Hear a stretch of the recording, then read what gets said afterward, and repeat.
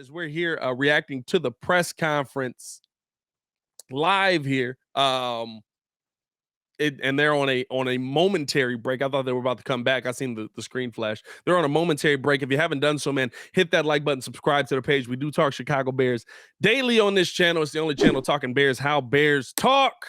So make sure that you get in tune with us, man.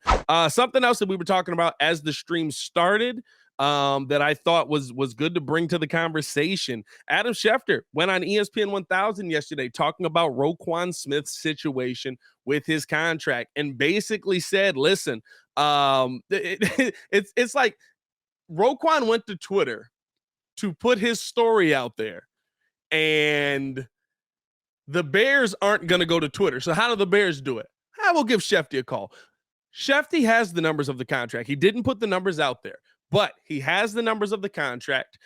Essentially, he took that contract to other teams because Schefter said he felt like it was a good deal, but he wanted to see kind of what other teams were thinking. He took that around to multiple front offices around the NFL, or shot them the details to multiple front offices around the NFL to see what their response was. And from what we heard from Adam Shefter on ESPN 1000 yesterday, he said that it was a very good deal and that teams around the NFL felt that it was a very good deal. So now you have to ask yourself, who lying?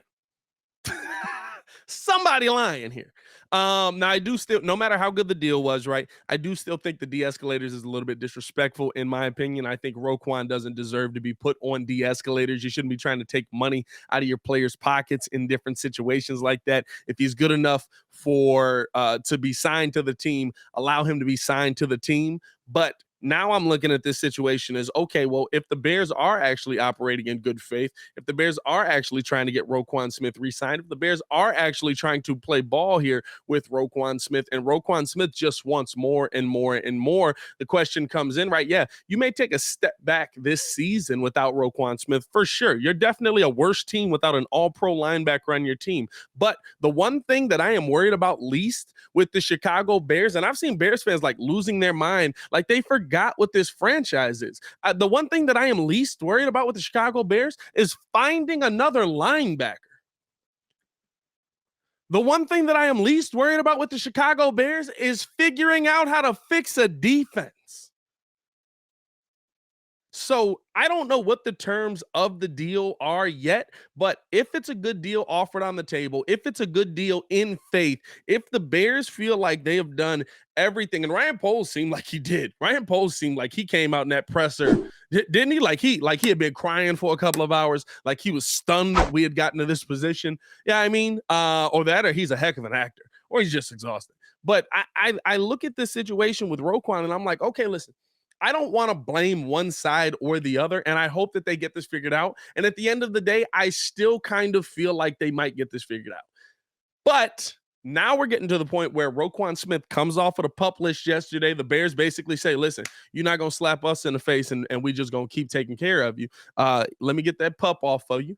I don't know if fines are going to be coming. You heard them talking with Flus there at the beginning where they asked if fines are going to be coming for Roquan Smith.